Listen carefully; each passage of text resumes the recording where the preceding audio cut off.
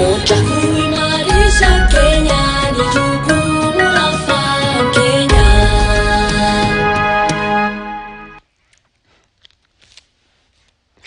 Well, a very good afternoon to you and welcome to the Farm Kenya show. It's a pleasure to have you. And today we are having a very heavy conversation.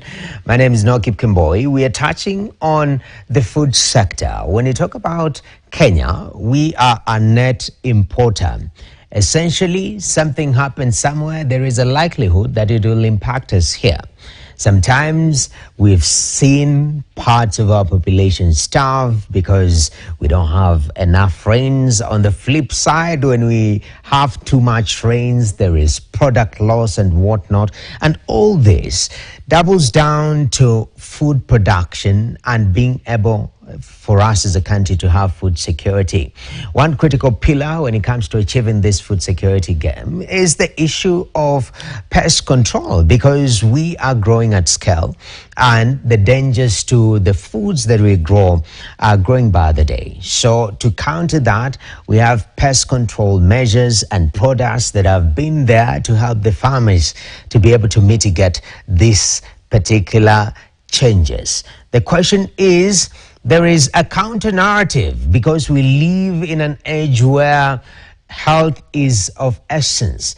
And now you ask yourself, what was used on this particular plant? Well, is that product carcinogenic or not? Because of rising cases of cancer and whatnot. So today we demystify this issue of pest control products, and essentially, does it actually play a role in us achieving our food security? And when you have parliamentarians, key sector players opposing some of these products coming into the market, what is the implication of that? And to help us put all this into perspective, I'd like to welcome my guest today, Mr. Oksegjo Ojepat, who is the CEO of Fresh Produce Consortium.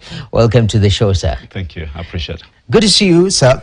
It's quite interesting because when we talk about farming, and especially feeding a population of 50 million plus, I know Kenya locally, our farms, actually our food production is, a majority of the food that we eat is from small-scale producers, smallholder farmers as we call them. But still, scale is very important, quality is very important. To be able to achieve that, we've traditionally used these pest control products. Is there a country in this world where they are not utilizing any of these products and they're able to feed their population? Thanks, Noah. Let me start by saying I come from the Fresh Produce Consortium of Kenya. This is an association that brings together value chain actors in the fresh produce industry, farmers, and all actors up to the exporters who export part of what we produce as a country. And as you rightly said, majority of our production, 85 to 90% comes from what we consider smallholder. Fortunately for us, we are in the tropics. And that puts us in a place where there is no way we will do our farming without using plant protection products. To control the pest prevalence and diseases based on where we are. And I keep telling people over and over again that just like we love our weather because of the equator, we're enjoying very good warmth. The same way, pests love this side. So there's no country in the world today that can claim to have production that feeds their population and export without using plant protection product. Definitely. And if you think that happens, please ask Sri Lanka. Sri Lanka tried it in 2021 and shocked them. They had to revert back to using farm inputs and plant protection products, which they had withdrawn from their system. All right. Yep. And listening to the narratives that are coming up right now, because there is a particular wave that is coming in strongly saying these plant protection products, as you call them, they're not good. No, I think this is a very emotive subject today and very emotional, because our colleagues in the political class Politicians have actually decided it is now their subject matter and removed it from the scientists. The pronouncement by the political class, and I also heard it from the CS for Agriculture, it's unfortunate. You can't make a blanket statement and say, I am going to ban chemicals. You ban as who and why? There is a reason why those plant protection products first are found in this country. There is a process that was followed to admit those products. So when I see in Parliament people saying 267 molecules must be removed from the shelves because they are causing cancer, I will want to go on record today, on the 15th day of the 4th month of the year of the Lord 2025. The cancer center in Nairobi, in Kenya, is at Kenyatta National Hospital. It has recorded not a single cancer death that has been associated with pesticides. Not one. And if there is, please, somebody can rush here with the proof. Meaning, it's a story. When we talk about cancers, it's a story because we have different cancers. But no death has occurred in Kenya that is directly associated to pesticides. So it's emotive, it's wrong, it's misplaced, and it is, in my opinion, is serving activists and the political class whose masters I do not know where they are, because by the end of the day, all of a sudden, instead of legislators telling us how devolution should work, instead of legislators telling us how they are supporting the extension services, instead of legislators telling us how to lower the cost of doing business in Kenya, instead of legislators telling us how the East African community and integration and how Africa can trade among themselves, how the infrastructure can put in place, we are busy condemning pesticides and condemning the very regulators and regulatory agencies that have been here for long and have done their work to protect us. So it is something that I'm here today to say I'm willing to put my life on the line, but to say we cannot allow politicians to run with the subject pesticides. Can we allow science and the scientists? We have so many agriculturists in this country. We have so much science in this country. Can we allow scientists to do what they do? And I want to say this, Noah. When we had locust in this country, it is pesticide that sorted us out. When we had fall armyworm, it is chemicals that sorted it out. Currently, we are struggling as the horticulture industry with something called fall scalding moth.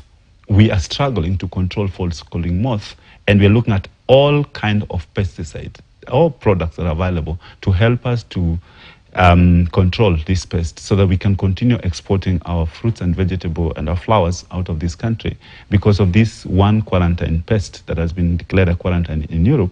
And there's no other way of dealing with it other than putting multiple approaches, that one of them is pesticide, including but not limited to post-harvest treatment after we have done everything we've done, just to ensure that we do not export it. How else are we going to get this farming working? How else are you going to deal with this? And then just taking it back, if I can refer to pharmaceuticals.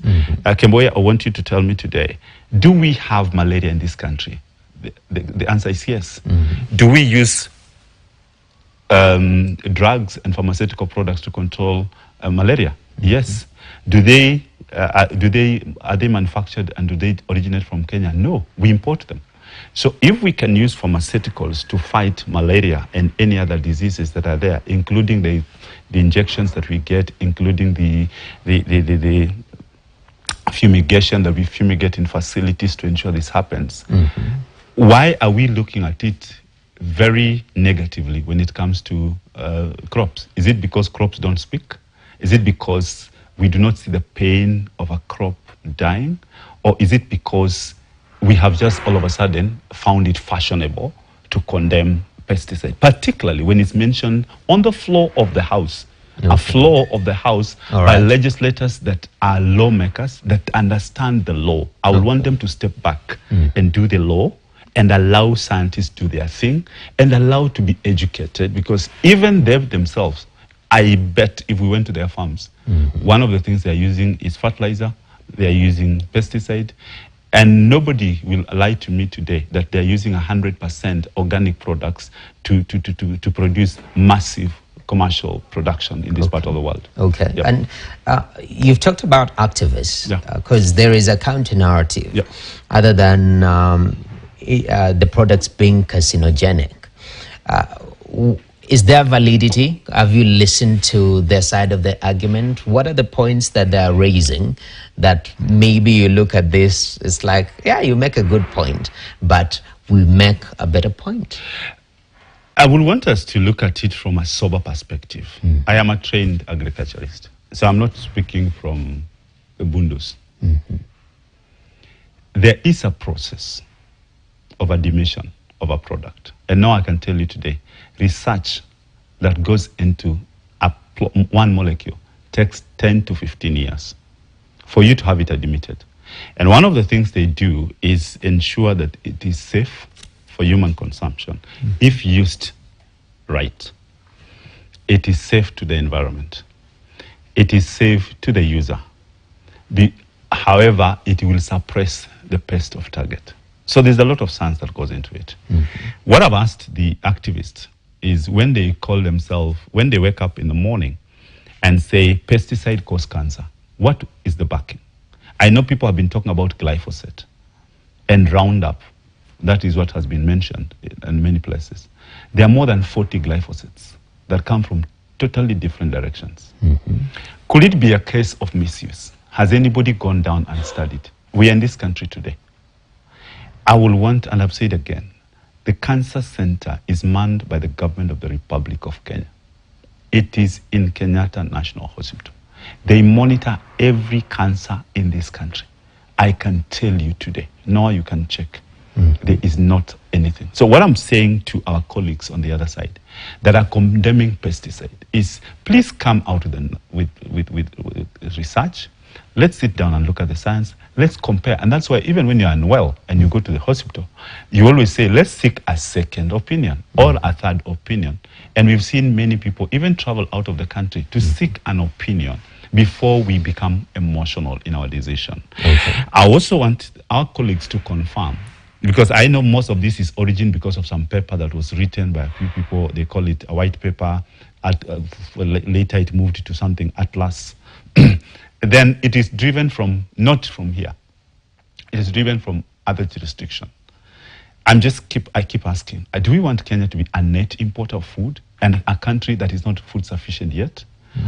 And on the contrary, Kenya is busy, parliamentarians are busy saying, let's ban pesticide. Do they know the quality of the food that we get from our neighbors? We import rice, we import maize, we import pineapple, we import onions. Do we know what happens? Just to mention a few. Have we sat together and looked at our country and looked at safety from Kenyan perspective?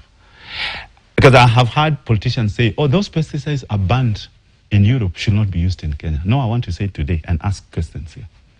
Why will people in Europe need a pesticide to fight false armyworm when false armyworm does not occur? Why will they require a pesticide to fight locust when locust is not there? Why will they require a pesticide to fight FCM, false calling moth, when false calling moth cannot survive more than 2 weeks of the cold that is in Europe? Why will they want such a pesticide? However, we are comfortable to import products to fight malaria here, and yet malaria is not in those countries. But we are comfortable to condemn it, including, sadly, to condemn a regulator and say we will hold them responsible. I will want us to go down and first of all, as politicians, please do your legislative work. Allow professionals to educate you. Allow the science, and let's have a sober conversation. There's no emergency. We've been using these pesticides. We've been using them. And no, I can tell you here, in this country, when locust came, Kenya had restricted some of those molecules. We had to quickly go and have a re-registration and approval for those products for us to fight locust. Do we want to go that direction? I would rather say, let's look for a bigger range of products and use them as it ought. In fact, when you look at the pesticide classification, it has all classifications.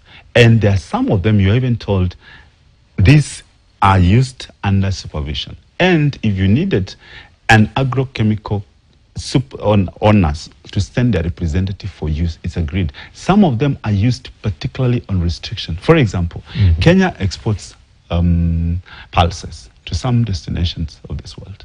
We fumigate. What are those fumigants? Chemicals.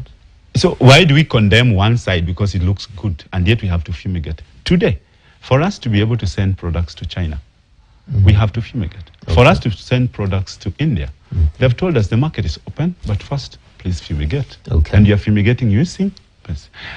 Then, Noah, we export 4%, well, 4 to 5% of what we produce. Okay? And we are complaining about that. And yet, the legislators, in my opinion, should be looking at how much budget do we give to Minister of Agriculture?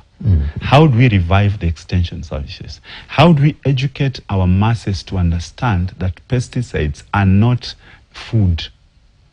They are plant protection products to fight against pests, to ensure that our production works.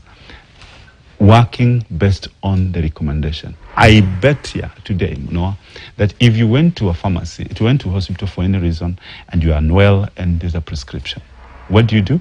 You're given instruction. Take this dose, 1 tablet in the morning and the other one in the evening. Do we keep that? Yes, faithfully, because it affects our bodies. Do we do the same when it comes to crops? We don't. In some places, we don't observe. Why? Because 1, farmers either don't know. 2, there's just negligence. 3, nobody has been held responsible in this country, including punishment by the very government for misusing plant protection products. And yet, we are quick to condemn companies that bring plant protection products. Okay. We are quick to condemn pesticide. We are quick to condemn bluntly the production. And we are a country that keeps saying, agriculture is our backbone. If agriculture really means our backbone, we need them to focus energies on research, invest money on KALRO and other research institutions, including universities. We need to invest money on market research. We need to invest money on so many things that will allow you and I first to sit here comfortably, that the food I'm going to get from a supermarket is traceable. Has the government of Kenya insisted on traceability? No. Has the government of Kenya insisted that the grower, before they get the product out of the farm gate, there will be a traceability system? No. Who are doing this? It is only those who are going towards export, because the market we supply demands the same. Let me go to animals. Did you know today, Noah, there's no way I'm going to dispense an animal product unless I am a qualified vet. PCPB, luckily, has had their regulation amended recently after 20 years in Parliament. 20 years in Parliament. Now, agrovets must employ qualified people to dispense or to advise on the plant protection products from the shop. This never used to happen. Now, sadly, as we talk today, the ratio between a farmer and an extension service provider or an expert, whether from private sector or public sector, in some places is a ratio of 1 to 2,000, 1 to 3,000. So we have a lot of work to do in terms of educating our Kenyan masses than condemning the product. And all this boils back to Parliament. Kenya is a signatory of so many treaties when it comes to agri, where we've committed 10%. We've committed that 10% of our budget allocation will go to agriculture. We are less than 4%. I think the highest we've gone is about 3.8. Ordinarily, we play between 2.2 to 3%. Okay. Is that sufficient enough to run our economy? And yet we have agriculture devolved? Do you know how the fabric within the agriculture sector is in the counties? Do you know how many extension services? If you go to some counties, they will be having 45 people as extension services, if you're lucky. In some places, the officers retired and they're yet to be replaced. Even those who are there have no sufficient backing or support from the very governments, both from the county government and, of course, it comes from the national government to county government, for county government to facilitate. They're not facilitated. Okay. So what I'm basically saying here is, let's stop demonizing pesticide, number one. Number two, let us invest on our agricultural systems and get to say, what does Kenya want? Sadly, if parliamentarians continue with this negative publicity. What are you telling to the world? Okay. You are telling the world that Kenya is an unsafe place to source the material, raw material. And therefore, you have decline on exports. And yet, we are doing so much from the export perspective to ensure that safety is the number one paramount activity that we have. If you look at our membership and you ask the exporters, the cost of doing business, the cost of complying is the highest cost they incur, second to freight. Why are they doing that? To ensure that they are compliant from the day they do their land tillage to the day they dispose of the plant. And in all this, there's research, risk assessments, and everything. So when I hear politicians, and sadly, I also had my CSA, I'm going to issue a directive. I'm wondering, CSA, you just came the other day. Please, wait. Can you allow experts to educate you so that you can do what you have to do? I mean, what is the hurry for? There's a lot to be done to solve the issues in agriculture than issuing directives. And those directives don't work anymore. You need to dialogue with the people within the industry. Mr. Ojipat, I know earlier on you had mentioned that Sri Lanka had tried this. And I'm looking at a Kenyan situation, if at all, even if parliamentarians, the cabinet secretary, have their way and say we are not using pesticides anymore. Based on that example, what will befall us if we go down that route? Let me say this, number one, please, if they're hearing, or if their friends are hearing, it will be a biggest risk that this country goes into. What's going to happen is going to we are going to, one, we will not have food. First, we are importing food. We're importing rice, I've told you, beans, potatoes, tomatoes, onions. We're still importing, even as we talk. And I can give you figures of how much we import, percentages. Like, for example, rice, we keep making noise here. More than 70% of the rice we eat is imported because we can't afford. Now, what is going to happen is that, number one, we will go hungry as a country. And that means government has to get money to import food for the Kenyan ever-growing population. Two, we will not be in control. You know, if you're importing, you're and you're hungry, you're almost a beggar. It will be about availability, then quality. Because somebody needs to get food, then discuss about quality. The jobs that agriculture employs, horticulture alone employs more than 1 million people directly. And we have more than another almost 5 million in the fresh produce industry alone. All those jobs are going zero. All this infrastructure that the government is talking about, aggregation centers, what are they going to aggregate? Because there will be nothing to produce. You will have produced nothing, and therefore there's nothing to aggregate. The value addition that government is talking about, what are you going to value add if you have no product in the first place? So that means we are going to lose literally on every sphere as comes to agriculture. Unless today the government of Kenya tells us that they have decided we will be net importers so that we can start doing other things other than agri. But as long as Kenya is still relying on agri, as it has been, as we envision it to be, that would be a risky path to take. And on this one, no, I can tell you, as a representative of the exporters and the farmers and the actors in this value chain, we shall not go down. We shall not let this go down at peace. We will fight to the bottom, to the bone, to ensure that sense is sent to the right people, and not just sense, that we can actually agree as a country. No, I don't know. I don't know why Kenya looks like there's an emergency when it comes to matters our livelihood. This is livelihood. This is Kenyan's livelihood. Talking about nutrition, how are you going to feed your people? Because a lot of our people, particularly in the rural setup, come out so energized. Why? Because of the variety of the vegetable and the fruits. Some of them grow wild. And that's why some of us who grew up in the village do not even have issues with cold in this town. Why? Because we had a variety of wild fruits and vegetable that we ate, even before we came to class to imagine about nutrition. Can you now imagine, with the lesser pressure on amount of land that we have, the arable land we have, the cost of doing business in Kenya is very expensive at the moment, including agriculture. The cost of inputs is just skyrocketing by day. Even with the little we have, if we now shrink that, three things are going to happen. One, as I said, country is going to go hungry, we will have to import everything. For the pests we are trying to imagine, there's going to be a high prevalence of the same pest. Why? Because you'll then have a small menu of plant protection products available to control the very pest. So you're going to cause resistance.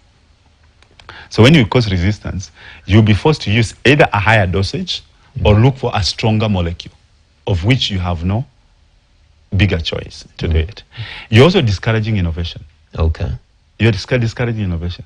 And remember now I said, as Kenya is busy doing what they're doing, they're busy importing from the neighborhood. Is this applying to the neighborhood? Does it apply to our trading partners? Does it apply to even where we import from? Do we do our homework?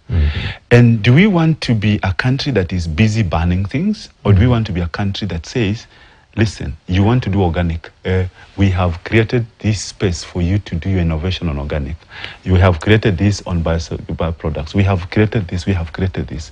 And why I'm saying so is I want to quote an example here. We trade with different parts of the world. One of them is Australia. Okay? We send a lot of flowers to Australia.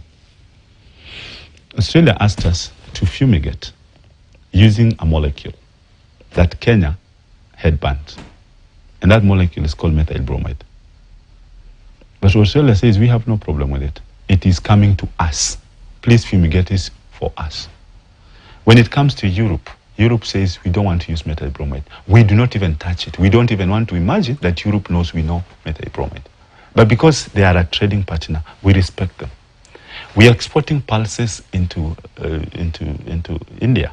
They are saying fumigate with methyl bromide, a certain percentage, 98%. We fumigate and we send to the same place. All right. When it comes to Kenya, we should be saying, if I am using product X, have I followed the instructions? Definitely. The user's instruction on the label. Do I need to be capacity built? Okay. What do I need to know about this product? When you are told to harvest after 4 days, there must be a reason.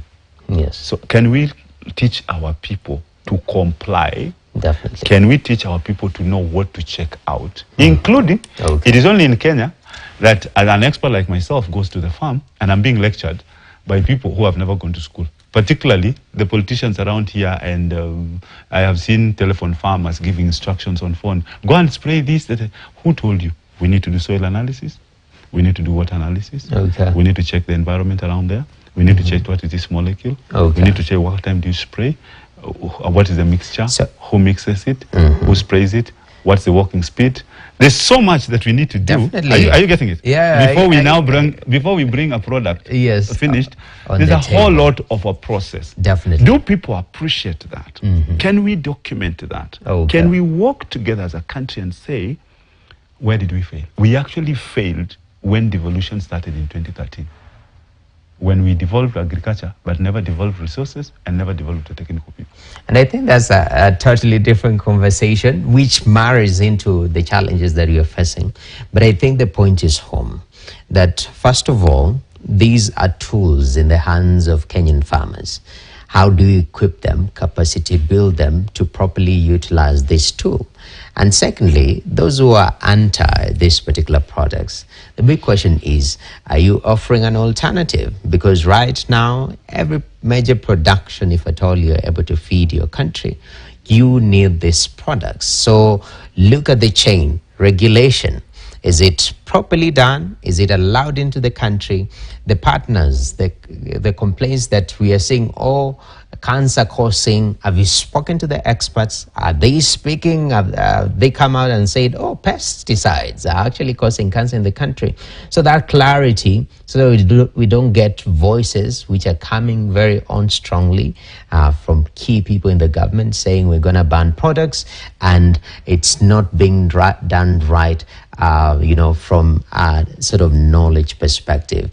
Time is long gone, Mr. Ojepat. I'm being told we are supposed to take a short break. In less than 20 seconds, then we go for the break. For me, it's simple. Allow science its space. And get to know the plant protection products shall be here as long as there's humanity in this part. And we will continue seeing more pests coming And all we need to do is to prepare, in case of such a pest, what products we have. Okay. And a country must respect professionals in their fields. And I want to underline by saying, Kenya has one of the most respected regulatory agency when it comes to plant protection products in the region. Definitely. And we need to respect that. Definitely. Thank you very much.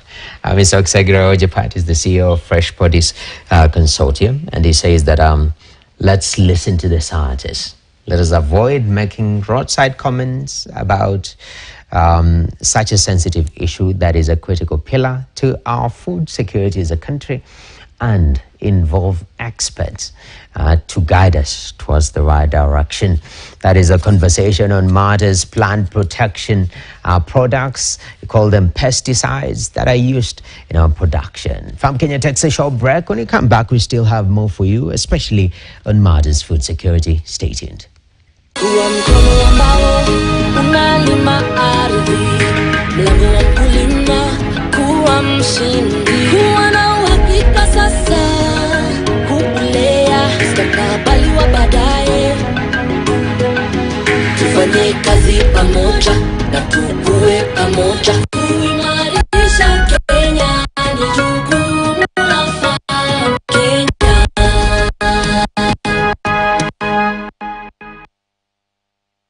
Omoka na daka mamili every 20 minutes. Multiply bet yako times 5,000 killer draw. Ukicheza na 20 bob only una daka laki yako. 40 bob wins you 200,000. Ukicheza na 100 unashinda nusu milioni. Millions to be won every day. Cheza daka, hesabika na washindi. Ni rahisi. Nenda kwenye paybill 440 account KTN, amount shilingi 20 hadi shilingi 2,000, and get your cash wins direct to your M-Pesa. Cheza daka.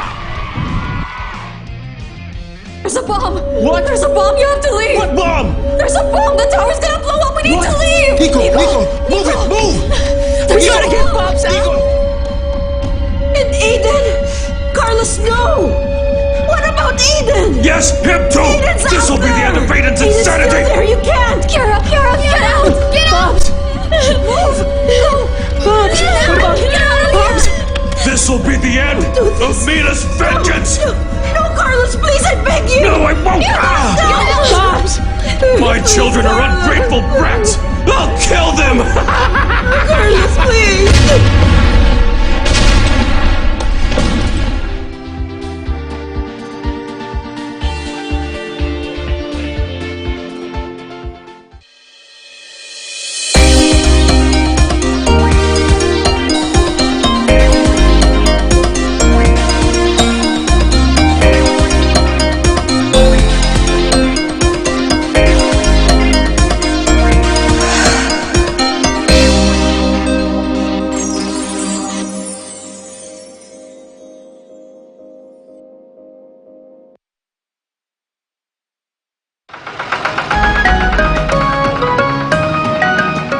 You are watching Farm Kenya, brought to you by Fugo.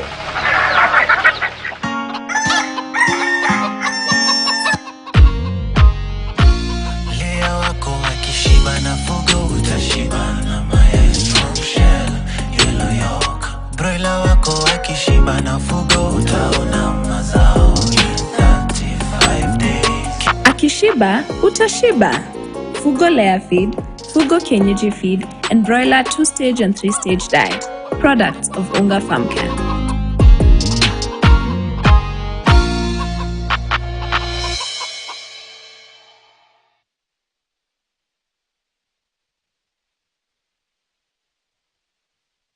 All right, welcome back to the Farm Kenya show. Earlier on, we were discussing matters to do with plant protection products and the regulation, of course, the different narratives where we have seen sort of an anti-plant protection wave narrative building up.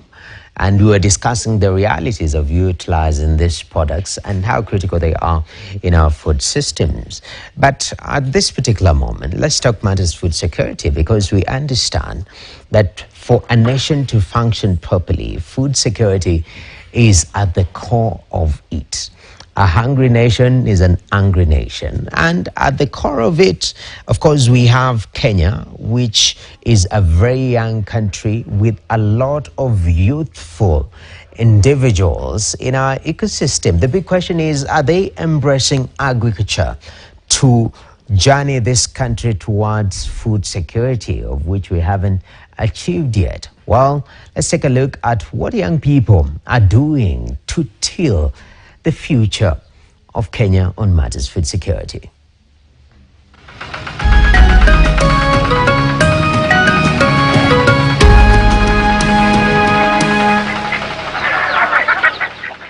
In a world plagued by hunger and food insecurity, two organizations, World Hunger Welfare and Concern Worldwide, are taking significant strides to transform the narrative. As they gear up to unveil the World Global Hunger Index Report 2023, their focus extends beyond the statistics. This documentary explores the collaborative efforts of both organizations in encouraging the Kenyan youth to embrace agriculture as a pathway to a sustainable future and combat global hunger. The challenges are daunting. Millions face hunger daily. It is therefore critical for today's youth to be engaged and empowered to embrace agriculture and nutrition. This starts by addressing the perception that agriculture is associated with academic failure and retirees. Yes, personally, I'm an optimist, so I always try to think positive in the future. And of course, there are many aspects to be worried about: climate change, climate resilience, the droughts, the floods that are in the region. It seems the hunger levels are stalling. The malnutrition rates are even rising. Nevertheless, I would say in the last couple of decades, the world has recognized that we are living on this planet together and we need to have a joint effort to overcome the challenges that we have in Kenya, in Uganda, in East Africa, also in the remaining rest of the world. In some countries we have plenty of resources, and in others people are going hungry to bed or even dying from hunger. You know, one of the things that comes to mind when people think about hunger, they think about shortage of food or the lack of it. You could have food in your house, but still have hunger issues. And especially if most of the food that you have access to is starch-based, okay?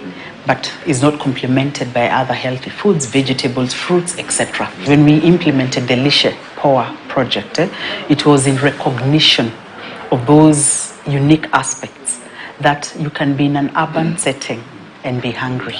And people are like, how is that? Again, beyond the inequalities that we talk about, beyond the ability of these communities to access sustainable sources of income, it's about the choices that they make in terms of the food that they consume. And so Lishe Power focused on fortifying foods that are popular in those settlements, and especially for children, okay?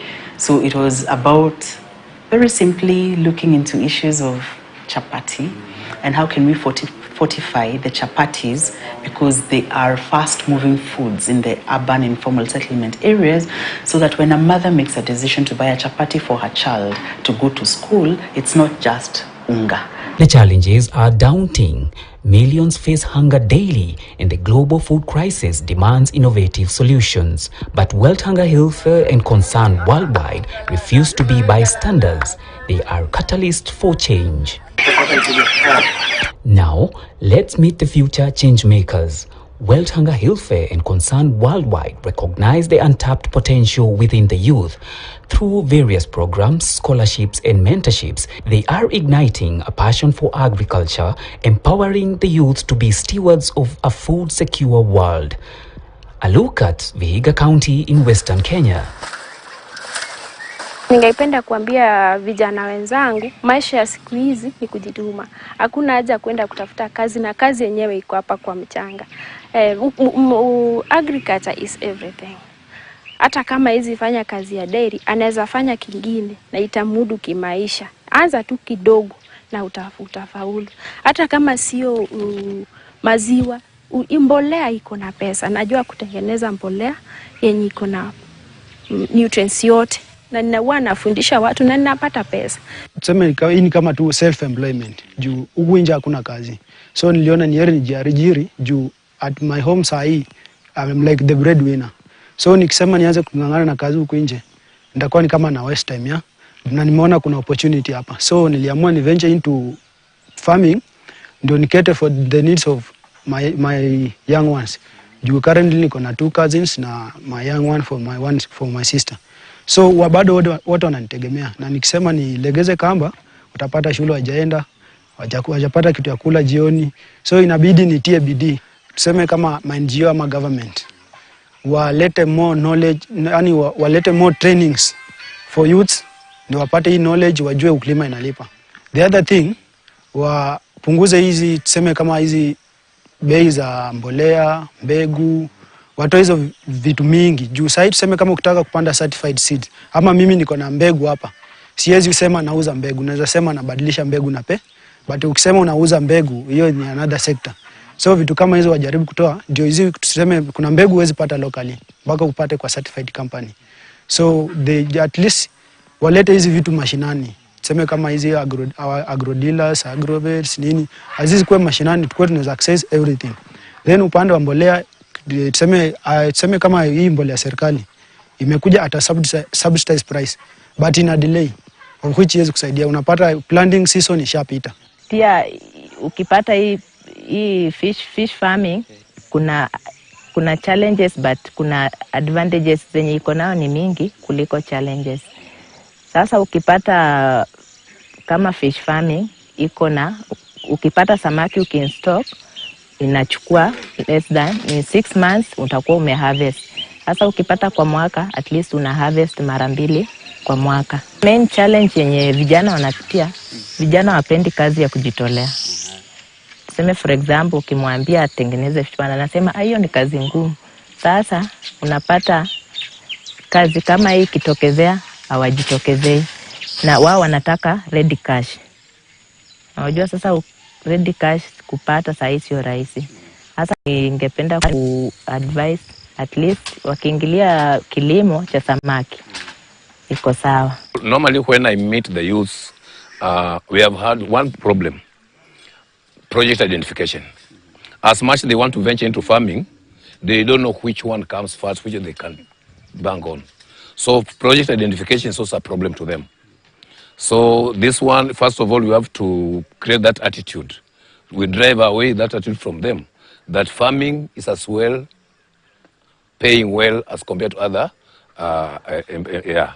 So for those who are adapting, they are doing well, but you find that the youth, they tend to go so much to poultry than any other thing. Because they think that in poultry farming is a bit not tedious, you don't get all that dirty like so. At a few, they go for vegetables. So you find that maybe dairy and other ones, they becomes an issue because in Luya culture and or Western region issue, you find that somebody is 30 years and he has not been given a piece of land that he can work on. My project. So also that attitude or that kind of the lack of flexibility with the parents is also an issue. My name is MacLeod Maliva Akaya. I come from Gamoi sublocation, Kisambai ward in Hamis sub-county of Vihiga County. I'm a young farmer from this ward of Kisambai. I was actually doing nothing, but after the training which was held by Bukura Agriculture College, which was sponsored by WHH, I started to do tissue culture bananas. So it is this training which motivated me to become a full-time agripreneur. It's possible through agriculture we can feed ourselves and have plenty again to feed others. There are some countries that doesn't experience rains. So through agriculture in our country, we can be able to feed ourselves and able to feed other countries. And through other organizations like the one which sponsored me, WHH, I'm very grateful.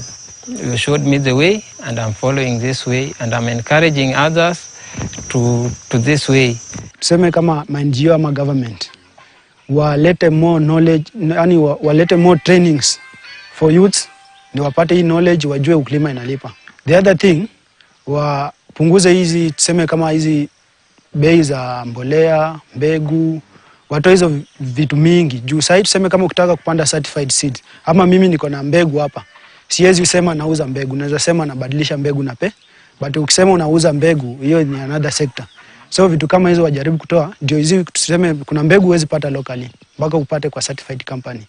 So they at least walete hizi vitu mashinani. In future mimi ningependa kama naweza saidiwa yani bado nifundishwe nijue everything kuhusu ng'ombe. Unaona hata kama ugonjwa ikiishika sijui, unaona lazima nitafute daktari, lakini kama ningekuwa na maarifa ningetibu tu ng'ombe yangu. Ilishikwa na vidonda ile prosi kama ile ya Job in the Bible na ikakufa. Lakini ningekuwa na maarifa, ningejua venye naweza fanya. Na unaona pia kuna madaktari wengine wenye wanakudanganya. Mtu anakuja anatibu ng'ombe, anaipatia dose less na ng'ombe inaumia. I think the government is doing a lot. I can't blame the government. But the channel they are using to get to the farmers sometimes is not good. Sometimes it is politicized and they end up going to briefcase farmers. So they are doing what they can, but they can change the style. They can use the extension officers. I think the extension agriculture officers knows every village in this area, in other areas, because they go to the ground. But we have some politicians who go and sweet talk the people in government. They give them the support, and the support doesn't reach the local farmer. So they can just change the way they are doing their things. Like our government in Vihiga County, it has done a lot in agriculture. But the style they are doing with it doesn't reach the local farmer. They just end up on briefcase farmers.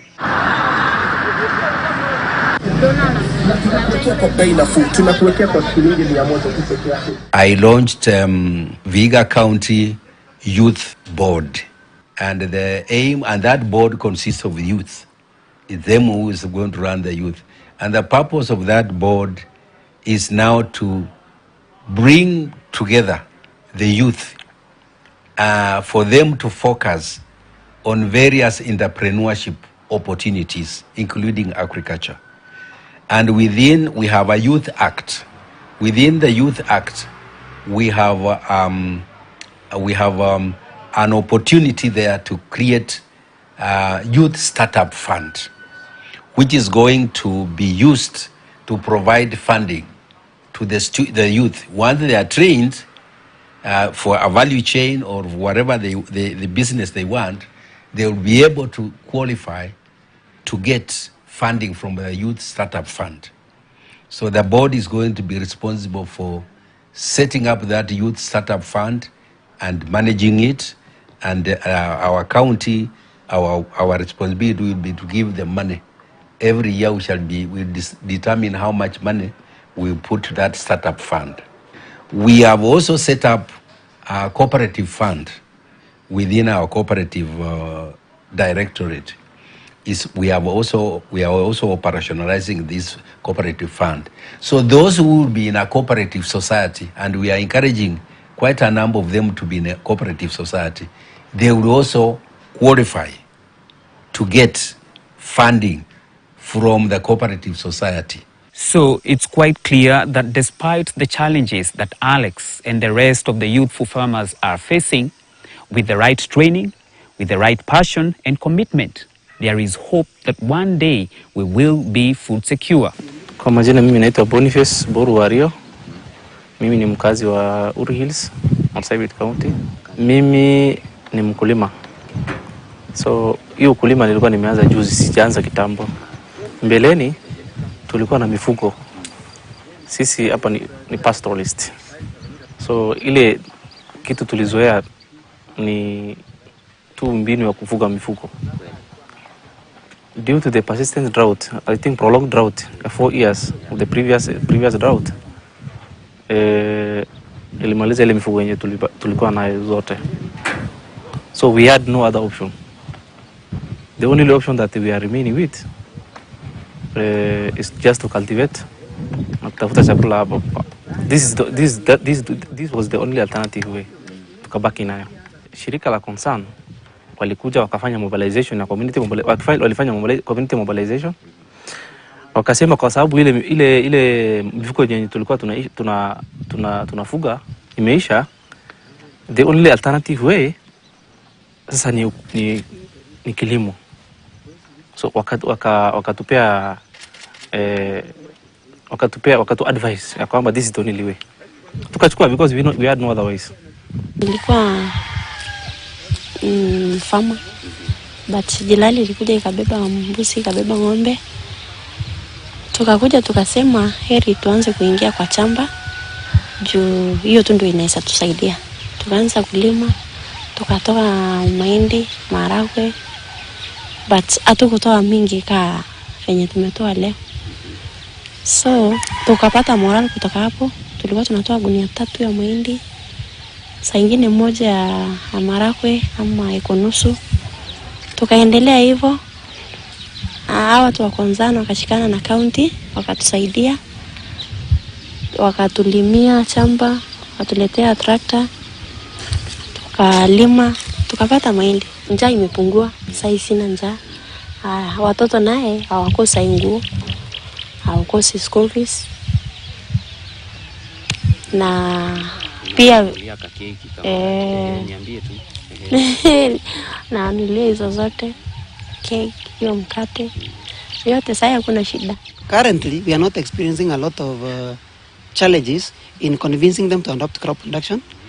In fact, this season, the acreage under the county increased. It increased as a result of now the influx of those who are doing pure pastoralism. Now they have adopted agropastoralism, which is now applied. Farm Kenya, brought to you by Fugo.